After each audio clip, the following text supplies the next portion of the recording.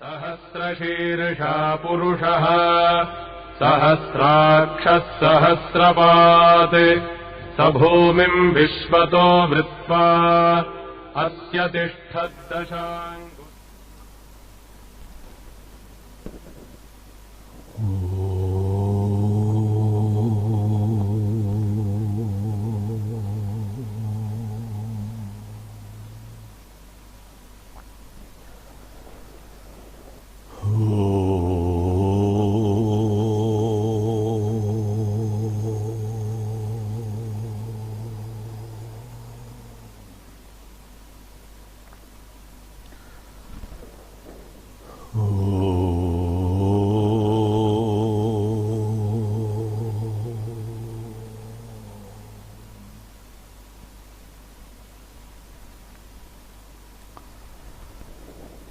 ॐ सदाशिवसमारम्भाम् शङ्कराचार्यमध्यमाम् अस्मदाचार्यपर्यन्ताम् वन्दे गुरुपरम्पराम्। गुरुर्ब्रह्मा गुरुर्विष्णुः गुरुर्देवो महेश्वरः गुरुसाक्षात् परब्रह्म तस्मै श्री गुरवे नमः। हम लोग अब पहला श्लोक चैंट करते हैं। वेदो नित्यमधीयतां तदुदितं कर्म स्वनुष्ठीयतां तेने शस्य विधीयतामपचितिः काम्ये मते त्यज्यताम् पापौघः परिधूयतां भवसुखे दोषोऽनुसन्धीयताम् आत्मेच्छाव्यवसीयतां निजगृहात् तूर्णं विनिर्गम्यताम्।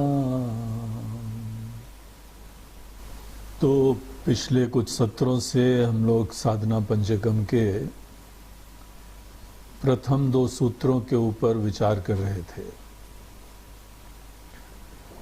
प्रथम सूत्र ये बल्कि प्रारंभिक सूत्र नींव स्थानीय होते हैं, फाउंडेशन बनाते हैं,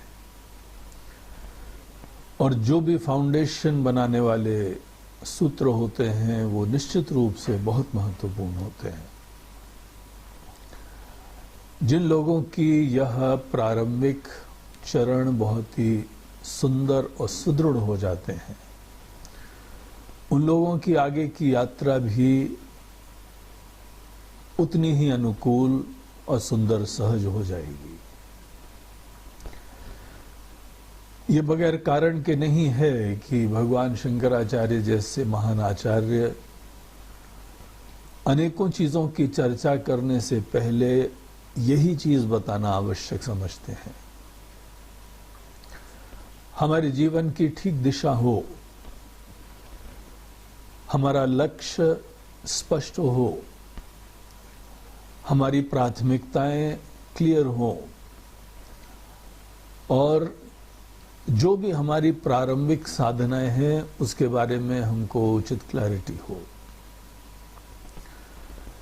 और एक बार हमको पता लग गया कि वस्तुतः जो हमारा गोल होता है, आध्यात्मिक संस्कृति में गोल जो लक्ष्य है वो सदैव अपने अंदर जगना होता है।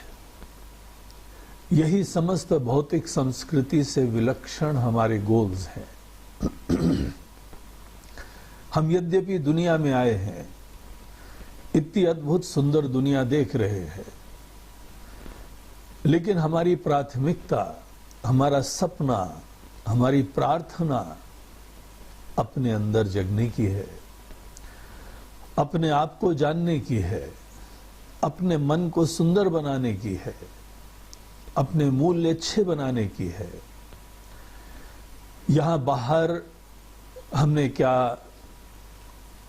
अनुभव करा है, क्या भोगा है, कितनी इज्जत मिली है, ये सब चीजें जो हैं वह गौण है।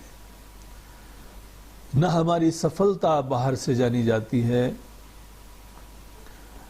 न हमारा विकास बाहर से जाना जाता है। यहीं पर यह आध्यात्मिक संस्कृति समस्त दुनिया के विचारों से विलक्षण स्टैंड करती है। इसीलिए ऐसे लक्ष्य के बारे में स्पष्टता होनी चाहिए। आप सवेरे उठें तो आपके अंदर यही प्रेरणा हो, यही कसौटियां हो। आपका जीवन गुजरता जा रहा है, उसमें यही मुड़ के हम देखें कि हम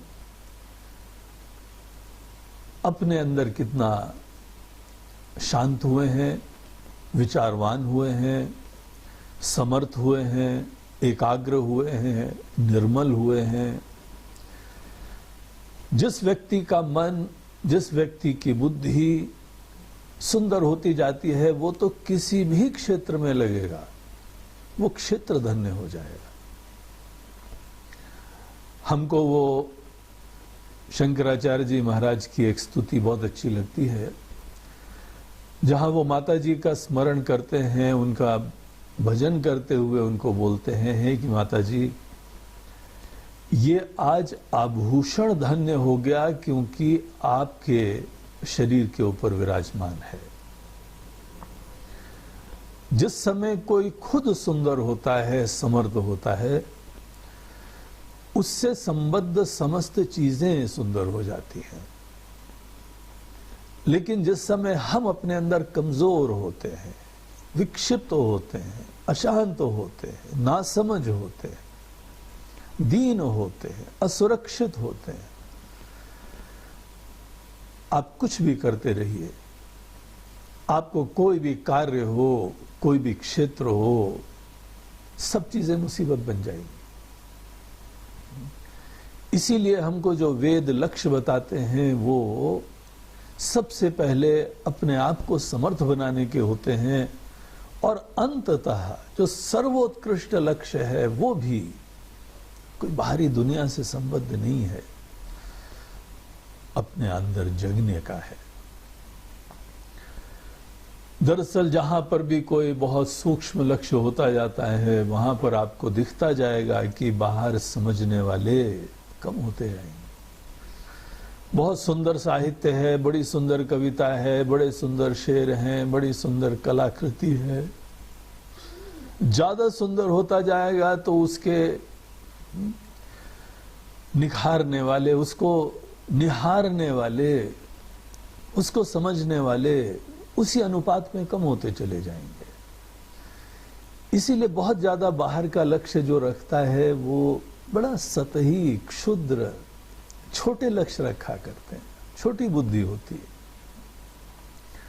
निश्चिंत होके, अपने अंदर स्वस्थ होके, प्रसन्न होके, प्रबुद्ध होके, हाथी की चाल से यहां पे आराम से चलें। जो समझ जाए उसकी मन की सुंदरता है, जो नहीं समझता है कोई बात नहीं, एक दिन समझेगा। ऐसे लोग ही सबको आशीर्वाद देंगे, वही अपने परिवार को धन्य करेंगे, वही अपने कर्म के क्षेत्र को धन्य करेंगे, वही इस देश के लिए महान रत्न हो जाएंगे। तो ये बहुत महत्वपूर्ण लक्ष्य है कि वेद आपको अंतर्मुख करते हैं, वेद आपको आत्माभिमुख करते हैं। इस ज्ञान से आप प्रेरित हो, इस लक्ष्य से प्रेरित हो, उसके बाद फिर कर्म के क्षेत्र में प्रवृत्त हो। वेद केवल यही नहीं बताते हैं कि आपका मन सुंदर हो और अंततः आत्मा का ज्ञान प्राप्त हो। जहां तक दुनिया की बात है, दुनिया की सुंदरता की संवेदना भी हमको दिखाते हैं। दुनिया के सृष्टा की महिमा हमको दिखाते हैं, दुनिया के संचालकों का करुणामय स्वरूप हमको दिखाते हैं। जो जो चीजें वेद बताते हैं हमको अपने अंदर भी वो स्वाभिमान से युक्त करती हैं, धन्य करती हैं और दुनिया को एक बड़ी स्वस्थ सुंदर दृष्टि से हमको देखना सिखाती हैं। इसीलिए वेदों की दृष्टि से जो युक्त नहीं होता है वो भटक जाता है, उसका प्रारंभ ही दोषवान होता है। वो लोग अहम की संतुष्टि के लिए जीते हैं। अहम की संतुष्टि के लिए जो जीता है वो व्यक्ति अपने अंदर दीन होता है, असुरक्षित होता है, छोटा होता है।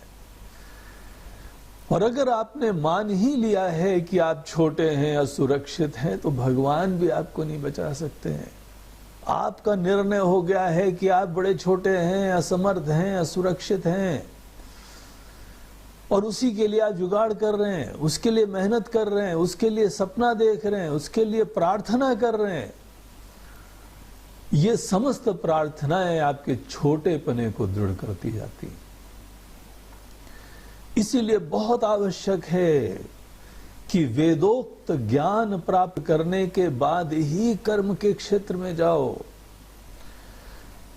जो वेदों का ज्ञान प्राप्त करके जाता है वो सर उठा के जाता है, बाकी सब कटोरा लेके निकलते हैं। यहां अपने स्वार्थ की पूर्ति के लिए निकलते हैं, प्रेय पथ को पकड़ते हैं, दीन होते हैं, सुरक्षित होते हैं, डरे रहते हैं। और विडंबना यह है कि अगर आप इस प्रकार से निकले थे और इतना कुछ कर लिया तो आपका डर और असुरक्षा दूर हो जानी चाहिए, संपन्न हो जाने चाहिए, संतुष्ट हो जाने चाहिए। वेदों से विपरीत ज्ञान का आश्रय जिसने लिया है उसके जीवन में आप देखिए, वृद्धावस्था तक देखो तो भी दीन बने हुए हैं, असुरक्षित बने हुए हैं, असहाय बने हुए हैं। यह हमारी दृष्टि की बड़ी मूलभूत भूल हो गई है। वेदों का ज्ञान मतलब केवल कोई श्लोक पढ़ना, कोई प्रार्थना कर लेना, कोई मंत्र पढ़ लेना, इतना नहीं होता है। वेदों का जो है ज्ञान का आश्रय लेने का मतलब है अपने अंदर पूर्णता के श्रद्धा से युक्त होकर चलना है। अपनी इज्जत करना सीखिए, विश्वास करें कि आप अपने अंदर स्वस्थ हैं, सुंदर हैं। दुनिया के जितने धर्म होते हैं वो आदमी की दीनता, हीनता, क्षुद्रता, पाप, इन सब को जो है वो स्वीकार करते हैं और फिर उसको दूर करने के लिए प्रवृत्त होते हैं। ईसाइयों का जीवन दर्शन ही यह है कि आपका जीवन पाप से प्रारंभ हुआ है, आप पापी हैं और आपका पाप अपने कर्मों से भी दूर नहीं हो सकता है। इसीलिए तो आपको सेवियर चाहिए, इसीलिए तो कोई बाहर से आता है और आपके ऊपर एहसान करता है और इसीलिए आप उनका रास्ता देखते हैं कि वो आ गए हैं, अब तो आपका कल्याण हो गया। क्योंकि मूल रूप से हम बड़ी क्षुद्र दृष्टि से युक्त हैं, कोई स्वाभिमान नहीं है, छोटापना है मन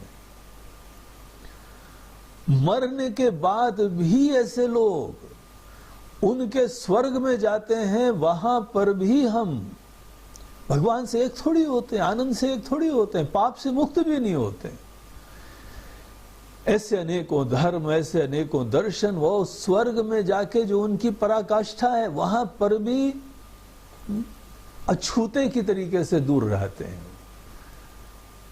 उनको अलग रखा जाता है। धन्य है वेदों की दृष्टि जो आपको यहां पे परिपूर्ण बताती है, दिव्य बताती है, सच्चिदानंद स्वरूप बताती है, परमात्मा के अंश बताती है। ऐसी ही ज्ञान की दृष्टि से युक्त होने के उपरांत फिर जीवन प्रारंभ करो। बच्चों को, युवाओं को, जहां जहां हो सके अपने मन को ये महत्वपूर्ण ज्ञान दीजिए कि आप अपनी इज्जत कर पाए। कोई दीनता, कोई इंफीरियरिटी, कोई छोटापना, जो व्यक्ति वेदों का ज्ञान का आश्रय लेता है सपने में भी नहीं हो सकती। और जिस समय आप अपनी इस तरीके से इज्जत करेंगे, हम अभिमान नहीं कर रहे हैं अभी, हम अपने अंदर स्वस्थता की संभावना रख रहे हैं। अभिमान ये होता है कि मान लो, अपने छोटेपने के बावजूद मान लो कि तुम अच्छे हो। हम ये नहीं कह रहे हैं, हम ये कह रहे हैं कि आप पोटेंशियली महान है। आज मन के अंदर कुछ भ्रम हो गया है, मोह हो गया है, गलत धारणा हो गई है, एक सपना गलत चालू हो गया है, और केवल इस मन की उत्पन्न मोह को, जिसके वजह से ही सब शोक होते हैं, मात्र उसको दूर करें। वेदांत के अलावा ये कोई दृष्टि नहीं बताता है। कई बार हमारे भक्ति के संप्रदाय भी हमको सदैव आश्रित बनाते हैं, केवल भगवान की कृपा से हम ठीक होंगे। कृपा तो पहले ही से बरस रही है, हम ये सोचें भी कैसे कि भगवान की कृपा नहीं है। कितना भयंकर पाप है कि ये सोचना कि भगवान की कृपा नहीं है। भगवान हमारे बोलने का रास्ता देख रहे हैं कि हम कृपा करो। भगवान तो ऐसे करुणा निधान है कि नास्तिक भी हो, विधर्मी भी हो, कम से जैसे पापी भी क्यों ना हो, हर सांस में भगवान को गाली देते थे, अपशब्द का प्रयोग करते थे। उनके कल्याण का भी कोई सोच सकता है? ऐसे भगवान होते हैं। भगवान से अपने लिए कुछ भी मांगना, यह अपने सत्संग के अभाव का सूचक होता है। हमको भगवान का ज्ञान ही नहीं है, और जिस समय हम भगवान को ऐसे देख रहे हैं, हम क्या भजन करेंगे भगवान का? केवल कोई खोखले शब्द जिसका हमको मीनिंग ही नहीं होता है, और अपने लिए मांगने की जरूरत हमको पड़े। भगवान को नहीं बोलने की जरूरत पड़ती है कि भगवान आप ये करिए, और नहीं हमको जरूरत पड़ती है कि हम अपनी सुरक्षा, अपनी पूर्णता, अपनी आनंद के लिए कुछ भी करने की सोचें भी। कितना सुंदर महत्वपूर्ण जीवन दर्शन है ये। इसीलिए ये बात आचार्य ने कही, वेदो नित्य में धीयताम तदुदितम कर्म सुनुष्ठीयता। वेदों का आश्रय लीजिए और ऐसे सुंदर जीवन दर्शन को अपनी नींव बनाने के उपरांत फिर कर्म के क्षेत्र में निकलो। यह आपका दैनंदिन पूरा जो है कार्यक्रम होना चाहिए। उठते उठते पहले यही वेदों का संदेश मन में याद करो कि आप पूर्ण है, आप मूल रूप से स्वस्थ हैं। आपके मन के अंदर जो अनेकों पीड़ाएं हैं, ये भ्रम से हैं, नासमझी से हैं, और आपका लक्ष्य केवल यही है कि अपनी वास्तविकता में जगना है। आपको सपना तोड़ना है, भ्रम तोड़ना है, मोह तोड़ना है। हमने रज्जू को सर्प समझ लिया है, इसीलिए डर रहे हैं, इसीलिए ना समझिए, इसीलिए बेचैनी है। इस तरीके से सोचो। विचार सोयम ईदृशः, इस तरीके से आदमी को विचार करना चाहिए। बहुत महत्वपूर्ण है। अगर ये कदम किसी का गलत हो गया तो हम कोई भी ब्रह्म का ज्ञान देंगे। ब्रह्म का ज्ञान भी ऐसे दीन, असहाय, क्षुद्र, छोटी बुद्धि वालों के लिए केवल अभिमान वर्धक हुआ करता है। भगवान भी आपको ज्ञान देंगे तो आपका कल्याण नहीं होगा, क्योंकि मन के अंदर माने बैठे हुए हो कि तुम छोटे हो, असमर्थ हो, असुरक्षित हो। इसीलिए पहले जो है अपने अंदर ये विश्वास करो।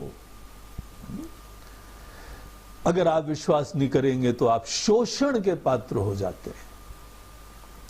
जैसे एक मरीज था, माना बैठा है कि हम बीमार हैं, जिस डॉक्टर के पास भी जाए वो बोले आप टेस्ट कर लो, आपके अंदर प्रॉब्लम नहीं है। बोलते डॉक्टर साहब आप में प्रॉब्लम है। दर्द हमको हो रहा है, पीड़ा हमको हो रही है, घुटन हमको हो रही है, और आपके टेस्ट बता रहे हैं कि हमारे अंदर प्रॉब्लम नहीं है। आपने कहां से जो है अपना डॉक्टरी पास करी? अब ऐसे प्रश्न उसके मन में आते हैं, आक्षेपात्मक प्रश्न आते हैं, क्योंकि विश्वास ही नहीं है कि हम अपने अंदर ठीक हैं, समर्थ हैं। इसीलिए रिजेक्ट करो ऐसी सोच, ऐसे विचार ही रिजेक्ट करो कि तुम असमर्थ हो। और उसके उपरांत ये जो दुनिया में पागलों की तरीके से लोग संग्रह के लिए भाग रहे हैं, परिग्रह के लिए भाग रहे हैं, हमारा हमारा हमारा, और धन और नाम और शोहरत और भोग, इसके पीछे जीवन दर्शन देखो। ऐसा जीवन दर्शन जो आदमी को दीनता से प्रारंभ होता है, दीनता को दृढ़ करता है, और दीनता की ही प्रगाढ़ता में पर्यवसित होता है। कोई उद्धार नहीं ऐसे लोगों का। जन्म जन्मांतरों तक ये लोग भ्रमित होते रहेंगे, मरते रहेंगे, दुखी होते रहेंगे। इसीलिए प्रारंभ में कुछ करना है, पूजा करना है, भजन करना है, ध्यान करना है, ज्ञान प्राप्त करना है, सीधे मत जंप करना। पहले ये सोचो ये सब काहे के लिए हो रहा है। तो ये फाउंडेशंस अपने, ये हमारी नींव ठीक ठाक हो जाए, उसके बाद ही कुछ भी करने की सोचो। कहां जाना है ये लक्ष्य स्थापित करने के बाद ही तो गाड़ी की प्लानिंग करते हैं, तभी तो ट्रैवल का पूरा प्लानिंग चालू होती है। तो हमको अपने अंदर जगना है। हमारे आदर्श वो नहीं है जिन्होंने बहुत संग्रह कर लिया है। विदेशों में वही आदमी सफल है जिसने बहुत ज्यादा संग्रह कर लिया, करोड़पति अरबपति है। जितना ज्यादा जमा करा है वहां उनको बड़ी इज्जत की नजरों से देखा जाता है। ये जीवन दर्शन है उनका। इतने असहाय हैं कि बड़प्पन तो उससे देखा जा रहा है कि आप कितना जमा कर चुके हैं, उससे असुरक्षा, जैसे सुरक्षा आदमी को प्राप्त होती है। इस जीवन दर्शन को रिजेक्ट करिए। ये सोच विकृत है, विनाशकारी होती है। शांति से बैठ के केवल ये श्रद्धा रखें कि आप परिपूर्ण हैं, मूल रूप से स्वस्थ हैं। That is the Hindu good news. हर व्यक्ति यहां पे, हर प्राणी, हर जानवर, हर पशु पक्षी, हर फल फूल, इस नजरों से देखिए कि आपके भगवान ही इस रूप में प्रकट हुए हैं। और क्योंकि हम लोग का ये जीवन दर्शन है, इसीलिए हम लोग दीनता से युक्त होकर कृपा की प्राप्ति नहीं करते हैं। कोई ऐसे रोगी आदमी नहीं है जो कृपा दे दो, भगवान आप कृपा दे दीजिए, हे गुरु महाराज आप कृपा कर दो। ये भाषा ही घिनौनी होती है, ये सोच ही विकृत होती है। समर्थ बनो, स्वाभिमानी बनो, और अपने जीवन की सोच को पहले ठीक करो, उसके उपरांत ही कुछ भी करने का सोचो। जिस व्यक्ति ने इस प्रकार का सोच अपने जीवन में रख ली है और फिर आगे जब बढ़ता है तो उसकी प्रवृत्ति कैसे होगी, उसकी निवृत्ति का स्वरूप क्या होगा, ये सब बातें अपने आप स्पष्ट होने लगती हैं। सब जिक्सॉ के पजल्स अपने अपने स्थान पे पड़ने लगते हैं। तो ये यहां पे फाउंडेशन बनाने के उपरांत तदुदितम कर्मस्वनुष्ठीयताम, ऐसे लोगों के लिए कर्म के क्षेत्र में जो प्राथमिकता होती है, वो प्राथमिकता केवल अपने मन को सुंदर बनाने की होती, मन को सात्विक बनाना है। ये चुनौती है। कई बार लोग सोचते हैं कि हम लोगों को बोला जाता है निष्काम कर्म करो। महाराज जी निष्काम कर्म कैसे कर सकते हैं? बगैर कामना के तो कोई भी नहीं प्रवृत्त होता है। प्रयोजनम अनुद्देश्य मंदोपि न प्रवर्तते। मंद बुद्धि व्यक्ति भी बगैर प्रयोजन के प्रवृत्त नहीं होता है। अब हमसे कैसे बोलते हैं निष्काम कर्म करो? भैया वेद ये तो नहीं बोल रहे हैं। आपको इसीलिए तो कहा पहले वेद पढ़ो फिर जाके कर्म में जाना। वेद हमको बता रहे हैं कि स्पष्ट आपको लक्ष्य रखना है, लेकिन बड़ा विलक्षण लक्ष्य है। ये बात परम सत्य है कि बगैर कामना के कोई भी कर्म नहीं हो सकता है। और निष्काम कर्म का मतलब ये होता है, कामना अलौकिक होती है। अलौकिक, दिव्य, आध्यात्मिक कामना से प्रेरित हो। लौकिक वस्तुओं को अपनी कसौटी मत बनाओ। पैसा प्राप्त कर लिया, नाम प्राप्त कर लिया, भोग प्राप्त कर लिया, व्यक्ति मिल गए, जगो, समझो, ये तुम्हारे कर्म की सफलता का कोई लक्षण ही नहीं है। इंस्पायर होना चाहिए तुमको किसी लक्ष्य से, प्रेरित हो किसी लक्ष्य से, और जिस लक्ष्य से हमको प्रेरित होना है वो आध्यात्मिक लक्ष्य हो। अपने अंदर निहित सामर्थ्यों को जगाने की चुनौती रखो। अपने मन को सदैव जो है बुद्धिमान बनाए रखने की चुनौती रखो। भगवान से बोलो, प्रभु आपको जो जीवन में परिस्थितियां देनी है दीजिए। हम हर परिस्थिति के अंदर संतुलित बने रहें, समत्व से युक्त रहें, बुद्धिमान बने, विचारशीलता बनी रहे। हमको भगवान मात्र यही आशीर्वाद दीजिए। ये लक्ष्य है, ये कामना है, लेकिन ये कामना कोई लौकिक नहीं है। लौकिक कामना के अभाव को निष्कामता बोलते हैं। कामना तो अवश्य है, लेकिन जो दृष्ट दुनिया है इससे हमारी कोई कामना ही नहीं है। ये जो हमको दुनिया दिख रही है, ये बाजार दिख रहा है, इससे हमको कुछ नहीं चाहिए। ये तो देखते देखते नष्ट हो रहा है। आप एक चीज प्राप्त करते हैं, टिकती कितनी ज्यादा है। कौन रिश्ते आपको जीवन भर रहते हैं, कौन आपका धन सदैव रहता है। इसीलिए तो चिंता रहती कि नहीं रहेगा। आदमी फोटो क्यों खींचता है? क्योंकि हम जानते हैं अगले क्षण ये दृश्य खत्म हो जाएगा। आप उसको बना के रखना चाहते हैं, क्योंकि ऐसी दृष्ट नष्ट स्वभाव वाली दुनिया है। यहां पे हम लोगों की इज्जत ढूंढें। अरे जिस आदमी की इज्जत हम प्राप्त करें वो अगले क्षण कैसे गिरगिटान की तरह बदल जाता है, और वो अपनी इज्जत कर नहीं रहा है, हम उससे अपनी इज्जत मांग रहे हैं।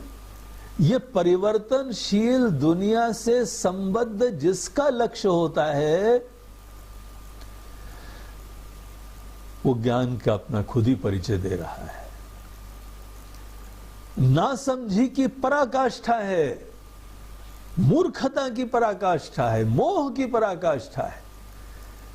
ऐसी मायामय, परिवर्तनशील, दृष्ट नष्ट स्वभाव,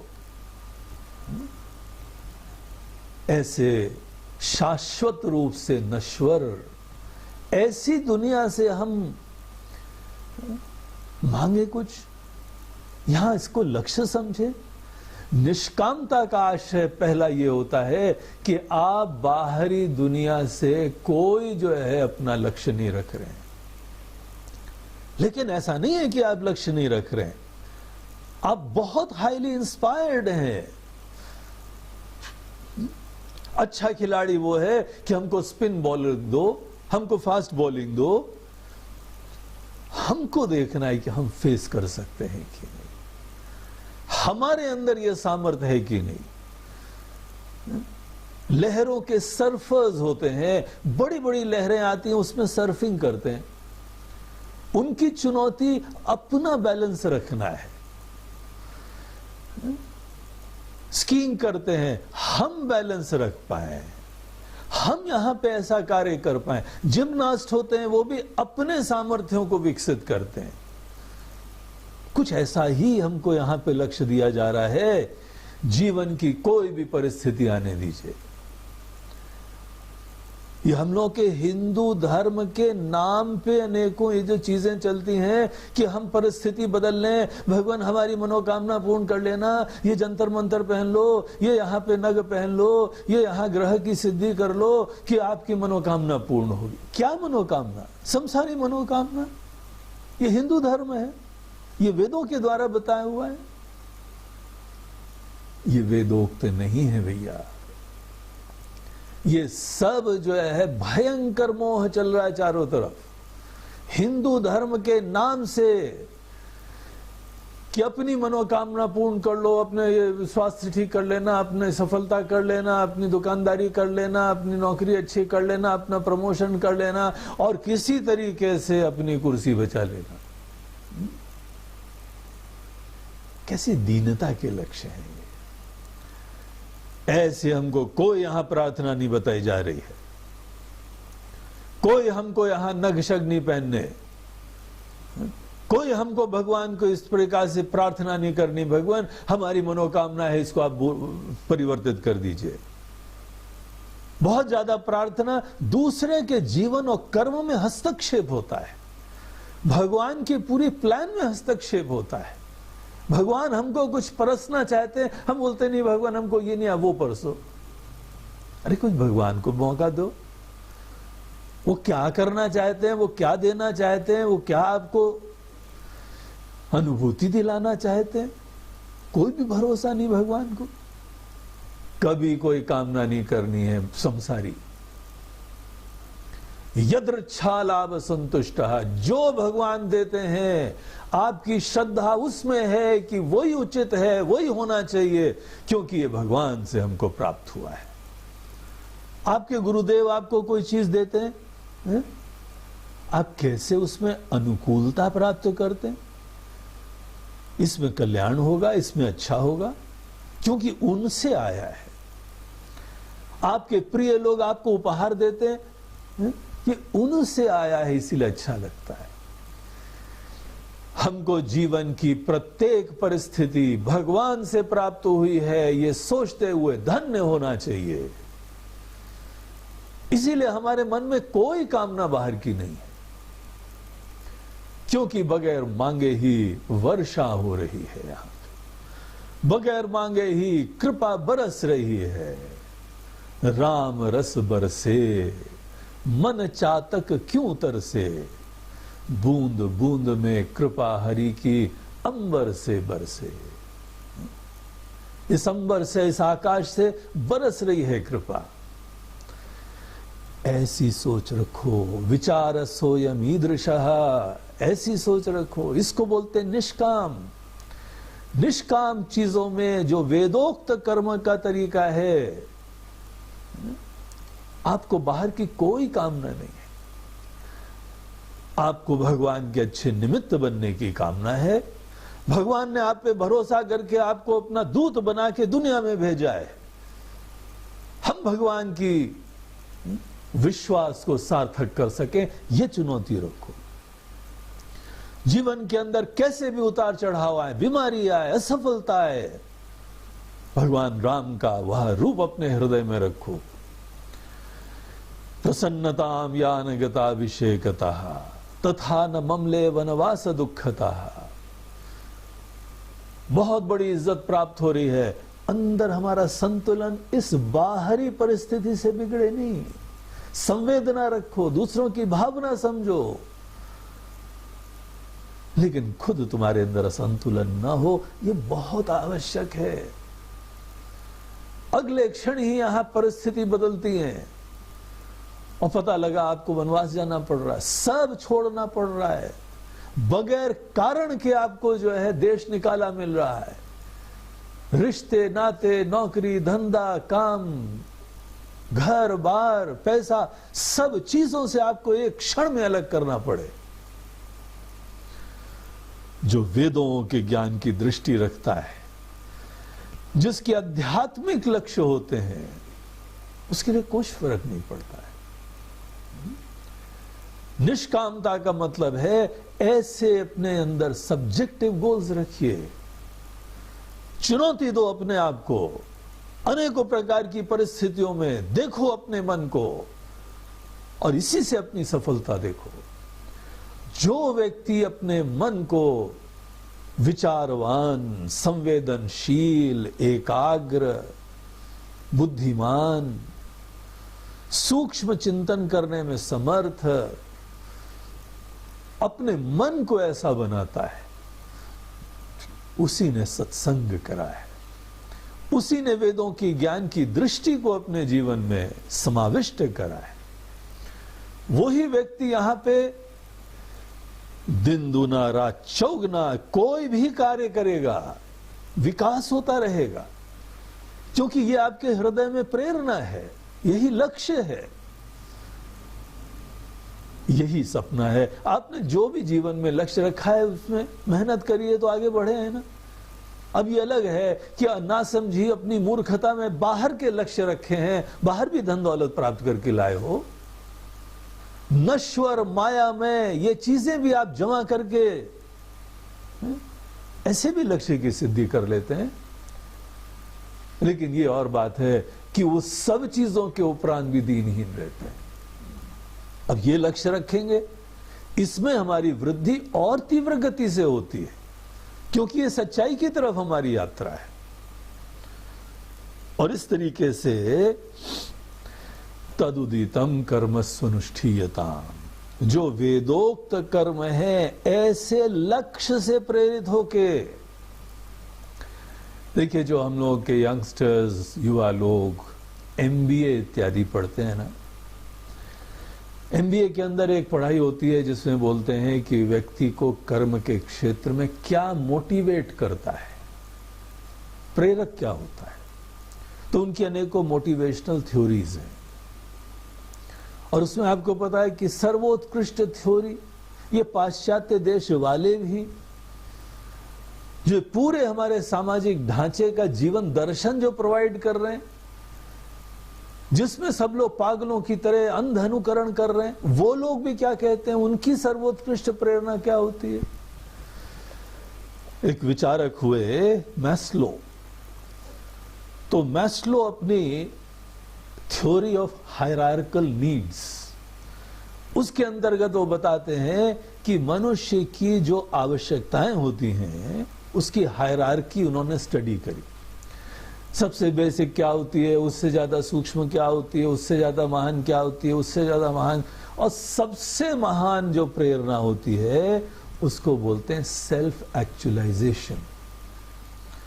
सेल्फ एक्चुअलाइजेशन बोलते हैं कि आपके अंदर कोई निहित सामर्थ्य है, उसको एक्चुअलाइज करो। आज सामर्थ्य है, उनको अभिव्यक्त करो। ये चुनौती, ऐसी चुनौती को पाश्चात्य देश वाले भी महान बोलते हैं। बोलते हैं अगर आदमी ऐसी प्रेरणा से युक्त हो जाए, उसको नौकरी पे रख लेना। वो लंबी रेस का घोड़ा है, वो सतत आगे बढ़ेगा। उस इंसान को सफलता दो तो सर नहीं घूम जाएगा, उस इंसान को ज्यादा इज्जत देने लगो तो वो अभिमानी नहीं हो जाएगा। जो आदमी लौकिक लक्ष्य रखता है वो नहीं अभी सफलता सह पाता है, नहीं असफलता सह पाता है, उसी को तो तनाव बोलते हैं। आज दुनिया में जो चारों तरफ तनाव है वो इसका परिणाम है। इसलिए अपने ये लक्ष्य रखिए, केवल इन्हीं लक्ष्यों से प्रेरित हो। निष्कामता का आशय यह है कि लौकिक लक्ष्य नहीं, आध्यात्मिक लक्ष्य रखो।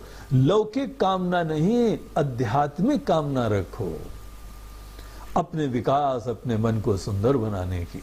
हनुमान चालीसा में तक हम लोग यही पाठ करते हैं ना, मन मुकुर सुधारी। मन को सुंदर करने के लिए प्रार्थना होती है। हनुमान चालीसा का पाठ कितने लोग करते रहते हैं, लेकिन इस रहस्य को आप समझा है आपने? आप जल्दी जल्दी बोल क्या जाते हैं। यही प्रार्थना ऐसे लोग भी कर रहे हैं, प्रभु हमारा मन रूपी शीशा साफ हो मात्र। इसीलिए ऐसे लक्ष्य को रखते हुए फिर बढ़िए। निष्कामता का एक और आशय यह होता है कि कर्म को प्रेम से करने की प्रधानता है। बाहर की वस्तु की प्रधानता नहीं है। हर व्यक्ति जो कार्य करे प्रेम से करे, आनंद लेके करो, इसको बोलते हैं निष्कामता। निष्कामता शब्द का दूसरा मतलब ही है प्रेम। क्या आप जीवन में सब काम प्रेम से करते हैं? ऑफिस जाते हैं बड़े प्रेम से जाते हैं, दुकान खोलते हैं बड़े प्रेम से खोलते हैं, व्यवहार करते हैं बड़े प्रेम से करते हैं, भजन करते हो वहां भी प्रेम से करते हो क्या? प्रेम केवल ये नहीं है कि आप डर के मारे केवल नाम पर जपते चले जाओ। सदैव नाम जपते हैं महाराज जी बड़ा प्रेम है, बोलते नहीं वहां डरपोक हो, इसीलिए सदैव जो है बैसाखी लिए रहते हो। इसको जो है प्रेम नहीं बोलते हैं। प्रेम हृदय की वो सुगंध है जहां पे आपको अपने होने मात्र में अच्छा लग रहा है, कोई कार्य बगैर फल की चिंता के करने मात्र में अच्छा लग रहा है। जिस आदमी को गाने में प्रेम है वो क्या तालियों की रास्ता देखता है? भले बाथरूम में भी हो वहां से भी आवाज आएगी, वो प्रेम दिखाई पड़ता है। घंटे घंटे बैठ कर रियाज करते रहते हैं क्योंकि प्रेम है उनको। किसी ने देखा किसी ने नहीं देखा, कोई समझ रहा है कोई नहीं समझ रहा है। जहां प्रेम करने मात्र में है, यू रियली एंजॉय दैट। ये हम लोगों का समाज है, ये हम लोगों का मूल्य है, जहां पे कोई भी आदमी ब्राह्मण हो, क्षत्रिय हो, वैश्य हो, शूद्र हो, वो अपने कर्म से प्रेम करता है। देखिए, जो आदमी अपने कर्म से प्रेम करने लगता है, आपको पता है इसका सामाजिक इंप्लीकेशन? ऐसे समाज में जॉब के इश्यूज नहीं रहते हैं। आज हमारी शिक्षा जॉब ओरिएंटेड हो गई है। आज पूरी संस्कृति, पूरी अर्थव्यवस्था जॉब ओरिएंटेड है। अमेरिका में इलेक्शन चल रहे हैं, वहां बहुत बड़ा इशू है, ये पॉलिसी इतनी जॉब्स लाएगी, ये पॉलिसी इतनी जॉब्स लाएगी। और यहां पर भी हम लोगों के नेता लोग बोलते हैं ये हमने कार्यक्रम करा, इतनी नौकरियां हो जाएंगी। आपको पता है वैदिक व्यवस्था में जॉब के प्रॉब्लम नहीं थे। पूरा देश, पूरा समाज, उसके अंदर जॉब का कोई इशू नहीं था। क्यों नहीं था? क्योंकि हमको क्या जॉब करना है, ये हमको कोई बाहर से नौकरी नहीं चाहिए। हमारी प्रकृति, हमारा प्रेम हमको किसी क्षेत्र में दक्ष बनाता है। चुनौतियां लेते हैं, खुशी से कार्य करते हैं। सोच भी विकृत है कि हमको नौकरी दे दो, ये तो नौकर बुद्धि है, स्लेव मेंटालिटी है, क्षुद्र बुद्धि है, दीनहीन है, स्वाभिमान विहीन है वो इंसान। निष्काम कर्म का मतलब होता है कि डिस्कवर योर लव। सोचो कौन सी चीजें तुम चाहते हो और चिंता ही मत करो। अपने प्रेम को डिस्कवर करो, बाहर की कामना से प्रेरित मत हो। निष्काम कर्म का मतलब होता है कि आप किसी चीज को क्या खुशी से कर सकते हैं, एक्सीलेंस से कर सकते हैं, क्रिएटिवली कर सकते हैं। जी हम करते रहेंगे तो हमारा रोटी पानी कैसे चलेगा? इसीलिए कामना तो करनी पड़ेगी। बोलते हैं ऐसा दीनता मत रखो। कितनी गहराई में ये दीनता का दर्शन घुस गया है कि ऐसे ही प्रश्न आते रहते हैं। जरा अनुकूल चिंतन करो। अगर आप अपने कर्म को प्रेम से करेंगे तो क्या होगा? अपने विशिष्टता, दक्षता, जो आपके अंतर्गत प्रेम का विषय है, उससे समाज की सेवा करो, सबका हित करो। और जिस समय आप अपने प्रेम के क्षेत्र से किसी की भी सेवा करेंगे, शीघ्र ही आपकी पहचान होने लगी उस क्षेत्र में। एक अच्छा डॉक्टर जो सही में चाहे हम मनुष्य के शरीर को, मनुष्य की स्वस्थता को, मनुष्य के रोग को समझने की बहुत हमको खुशी है, प्रेरणा है। उसकी गहराई में प्रेम से जाओ बस। कोई समझे नहीं समझे चिंता मत करो। और उसके उपरांत अपने ज्ञान की, अपने इस विशिष्टता को निमित्त बनाओ सेवा के लिए। देखो तुम्हारा क्या काम नहीं होगा। अच्छे डॉक्टर के पास लोग अपॉइंटमेंट लेते हैं 6-6 महीने का अपॉइंटमेंट। आश्चर्य, हमको मजाक भी लगता है। 6 महीने तक पता नहीं बीमार आदमी वो बचे ना बचे। लेकिन अब बंबई में हम गए तो एक सज्जन बता रहे थे, महाराज जी डॉक्टर साहब ने हमको 6 महीने का अपॉइंटमेंट दिया। बोला क्या मजे की बात है भाई, हास्यास्पद बात है। लेकिन उससे ज्यादा मजेदार बात यह है कि वो व्यक्ति जाएगा उसी डॉक्टर के पास।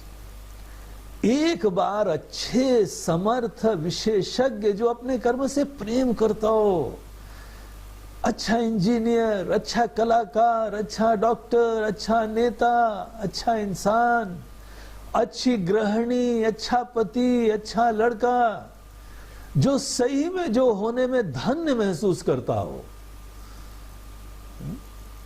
और वो कार्य होने में और सुंदर विकास कर रहा हो, ऐसे लोगों को अर्थ की चिंता की कोई गुंजाइश भी नहीं होती। ये सब नासमझी से हो रहा है। पहले बाहर के लक्ष्य, ये मन के अंदर नासमझी है। ये विकृत जीवन दर्शन का लक्षण होता है। अनेकों प्रकार के आश्रित पराधीनता उत्पन्न करने का लक्ष्य होता है। और जब ये चीजें खुद ही नश्वर हैं, ऐसी चीजों की प्राप्ति के उपरांत हम खुद पुनः सुरक्षित हो जाते हैं। जिन जिन पे आश्रित हुए वो खत्म हो गए, क्योंकि यही नासमझी से प्रेरित हुआ। विकृत जीवन का लक्ष्य रखा है। निष्कामता बुद्धिमानों का लक्ष्य होता है, प्रेरणा होती है। हम जो कार्य करते हैं प्रेम से करते हैं। आज हम वेदांत के बारे में आपको ज्ञान दे रहे हैं, हमको बस प्रेम है इससे। कोई समझे नहीं समझे हमको पता नहीं है। हमारी चुनौती है उसको समझाने की कोशिश करना।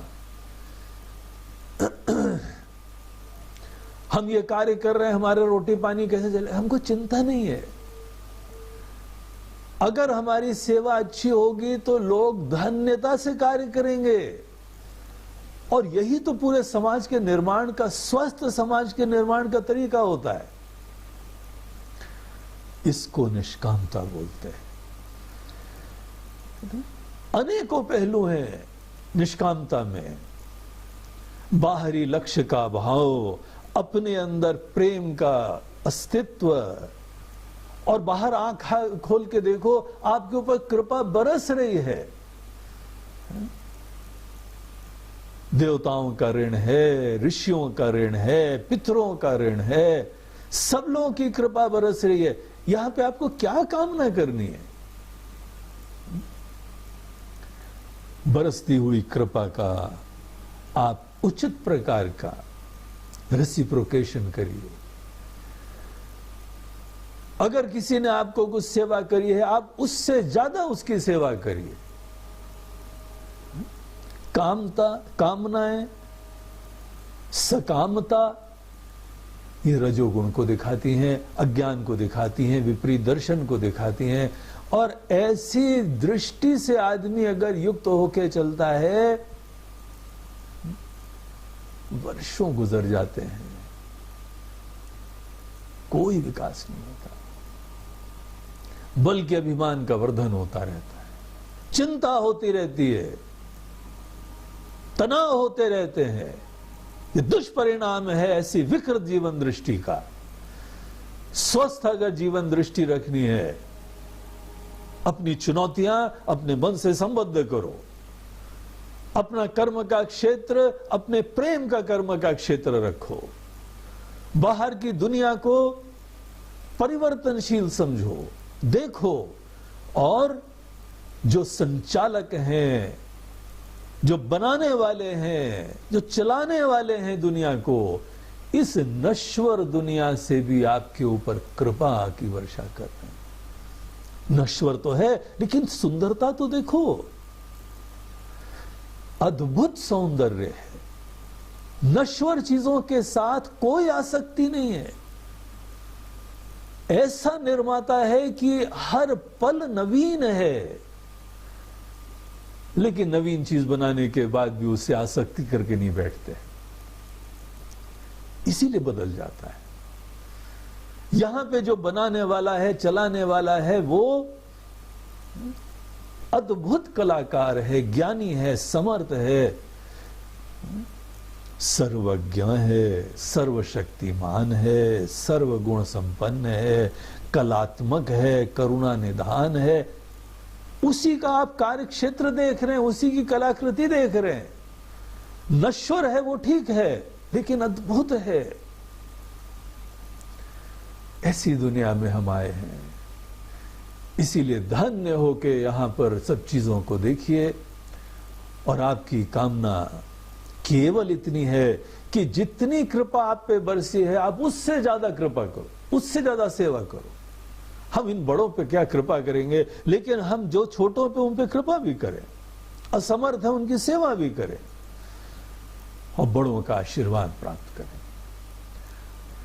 हमारे देवता लोग हमसे खुश हो जाएं, हमारे पितृ लोग हमसे खुश हो जाएं, हमारे ऋषि लोग हमसे खुश हो जाएं। बस यही हमारे जीवन की सफलता है।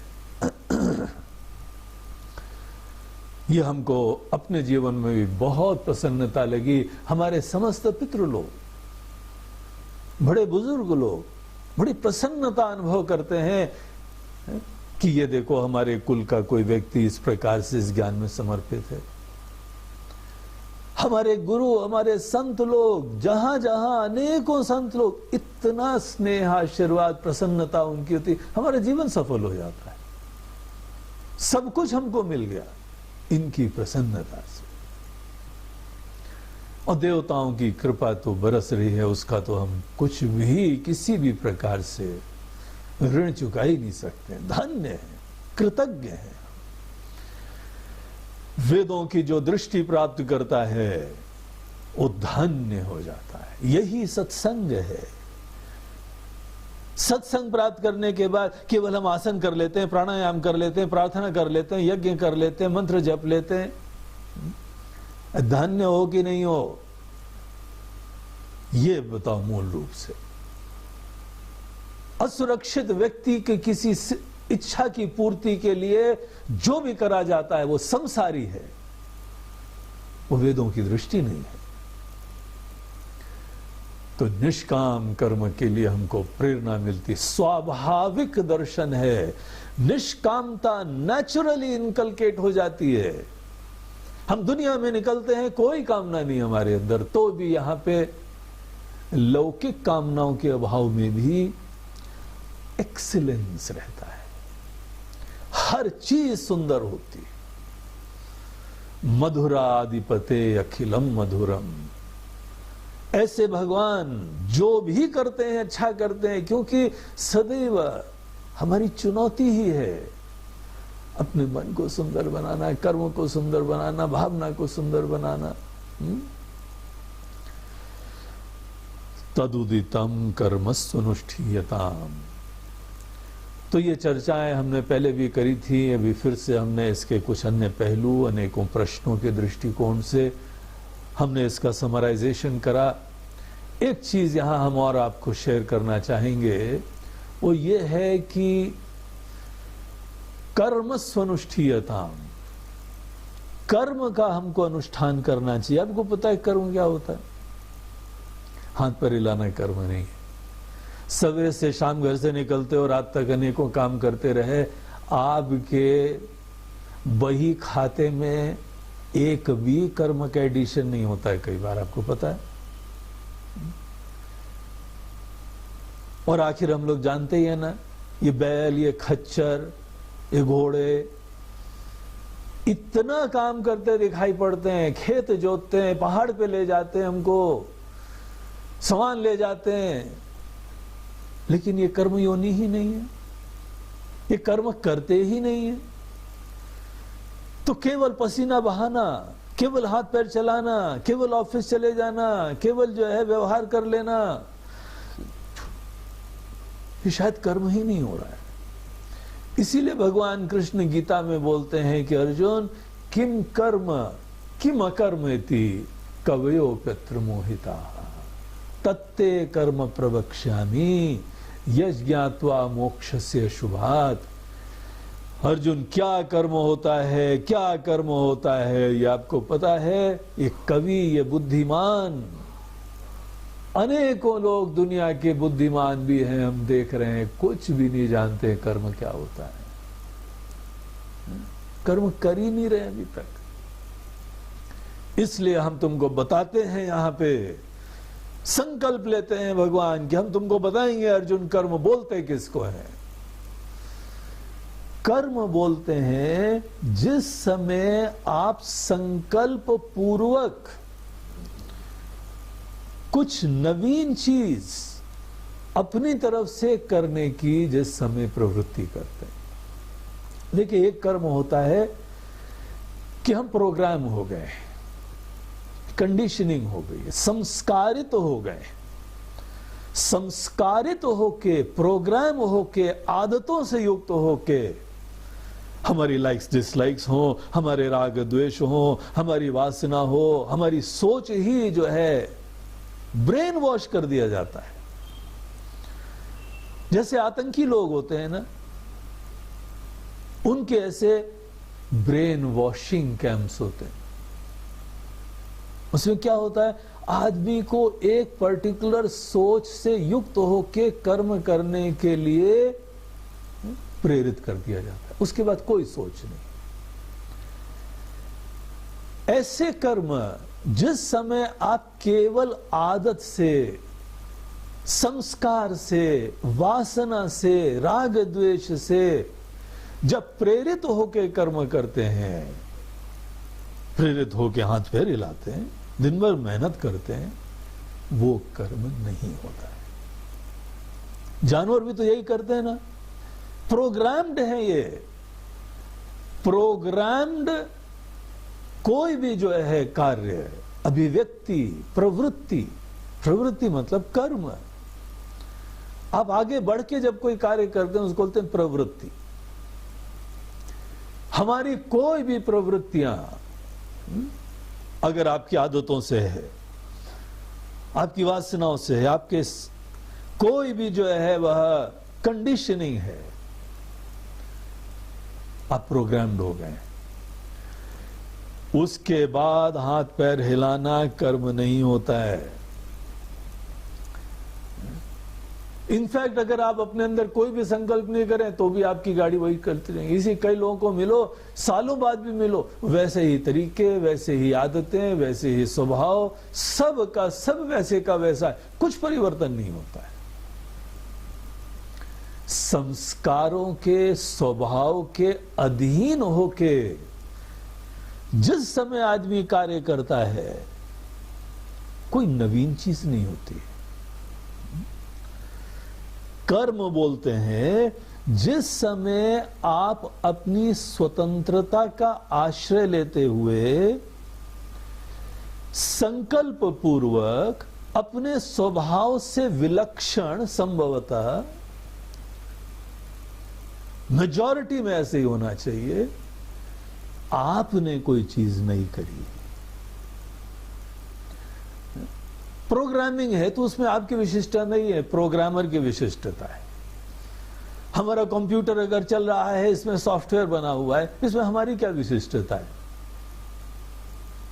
जिसने सॉफ्टवेयर बनाया है उसकी विशिष्टता है। आज हमारे सामने ये कंप्यूटर में ये सब कैमरे में दिख रहा है, हमारा कर्म है क्या? हमने बटन दबा दिए, कर्म करा है क्या? अगर आप देख सको तो वही व्यक्ति आज यहां कर्म कर रहा है, वही अपने सपनों को पूरा कर रहा है, वही स्माइल कर रहा है पीछे बैठ के, वही जैसे अदृष्ट होके बटन दबा रहा है।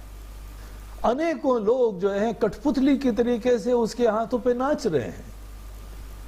हमारा कर्म क्या है? आपका योगदान क्या है? आपका कंट्रीब्यूशन क्या है? आपका यूनिकनेस क्या है? कर्म आप कर रहे हैं, इसका आशय होता है जिस समय हम कुछ अपनी तरफ से कर्म करें। कर्म सुनुष्ठीयताम, इसका मीनिंग ये रहता है कि आप कर्म करो। कोई परिस्थिति देखो और आप शास्त्र के, गुरु के ज्ञान के अनुरूप कुछ नया करने की सोचो, प्रवाह से विलक्षण करने की सोचो, आपकी तरफ से कुछ हो। अब कई बार हम लोग देखते हैं कि कुछ लोगों को जज सजा देते हैं कि ये दोषी है क्योंकि इसने प्री मेडिटेटेड यह पाप करा था। ये प्री मेडिटेटेड चेष्टा को हम लोग कर्म बोलते हैं। डेलिबरेट, कॉन्शियस, हमारी तरफ से जो है वह संकल्प पूर्वक, हम प्रवाह में नहीं बहते चले जा रहे हैं, हमने सोचा, हमने निश्चय करा, हम निश्चय करते हैं, हम संकल्प करते हैं और तब जाके कोई यहां पे कार्य संपन्न करते हैं। इसको बोलते हैं हमारा कर्म। हमारा कर्म सदैव जो है वह संकल्प पूर्वक होना चाहिए। प्रवाह में बहने को कर्म नहीं बोलते हैं। इसीलिए आदतों के वशीभूत, वासना के वशीभूत, राग द्वेष के वशीभूत, हमको पसंद है, हमको नहीं पसंद है, इस बात को समझो, ये कर्म की श्रेणी में ही नहीं आ रहा है।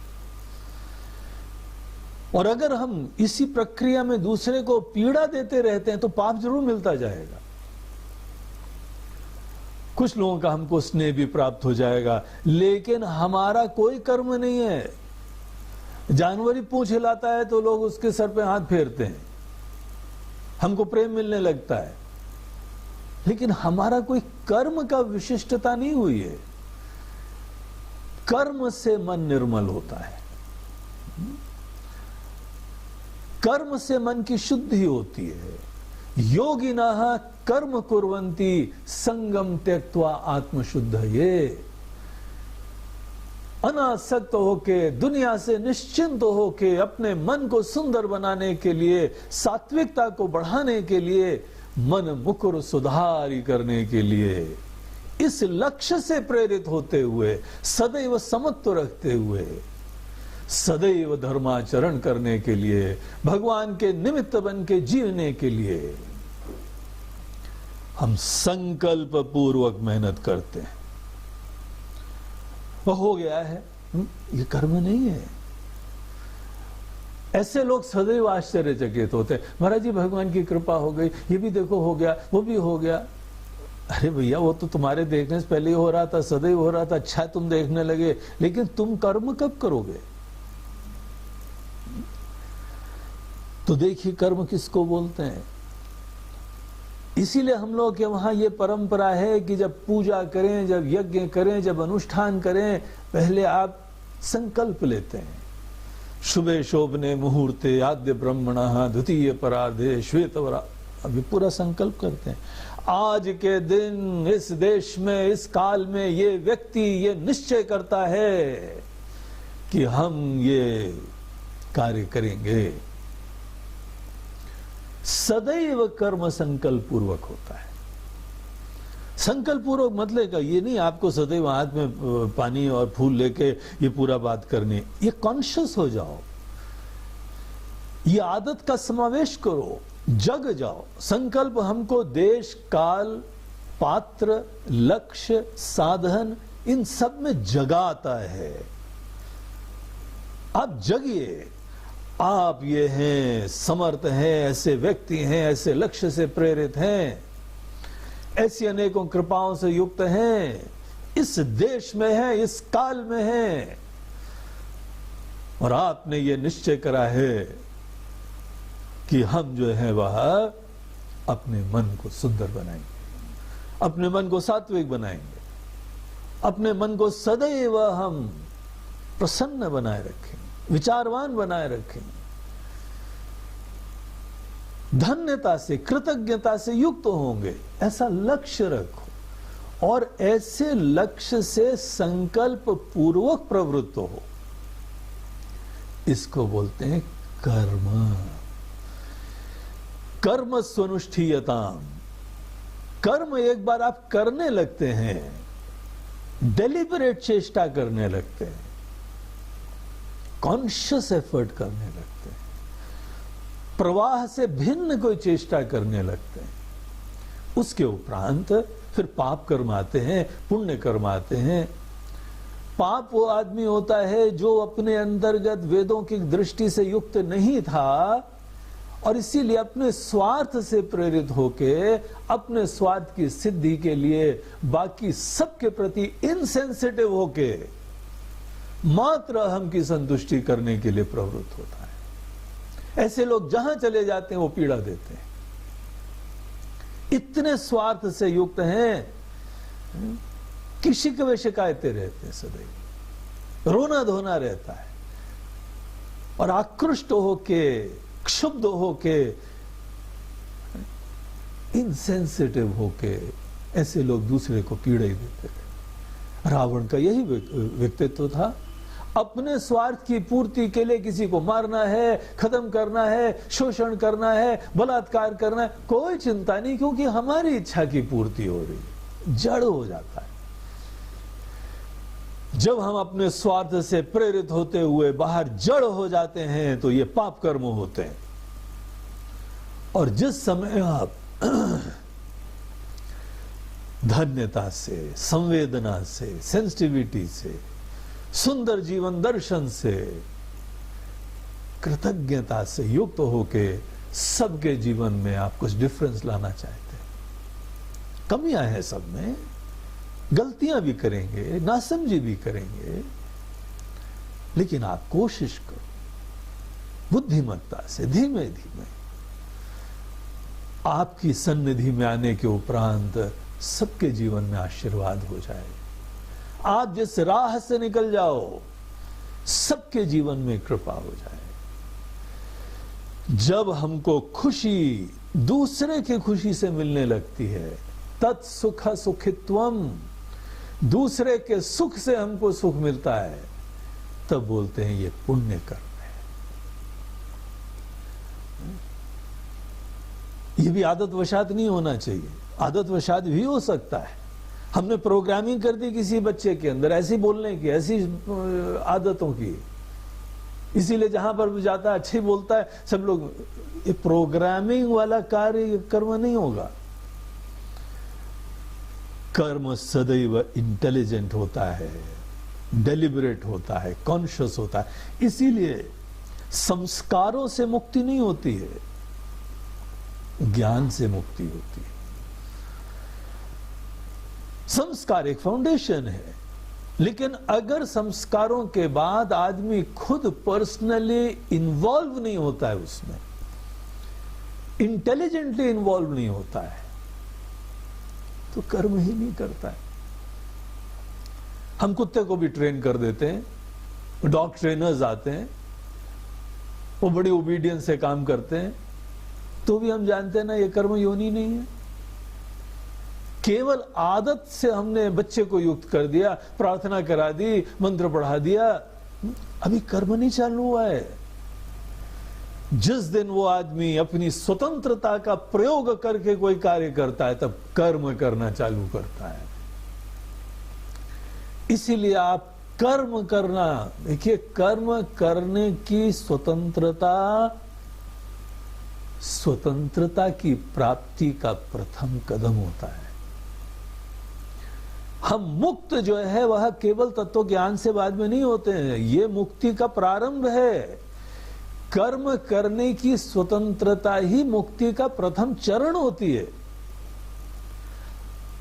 हम मुक्त हैं ना, तभी तो हम कर पा रहे हैं। हम फ्री है करने के लिए, तभी तो कर पा रहे हैं। आप अपनी फ्रीडम एक्सरसाइज करिए। कोई ना कोई जो आपको आवश्यक है आपके आध्यात्मिक विकास के लिए, सबकी सेवा के लिए, ऐसा लक्ष्य रखो। अभी तक नहीं कर पा रहे थे, कोई बात नहीं है। आपके परिवार में कोई नहीं था, कोई बात नहीं है।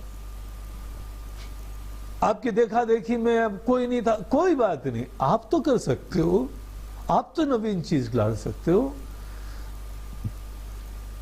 करने के लिए साहस करना, जो सही है, जो उचित है, जो सत्य है वो हमको मात्र करना है।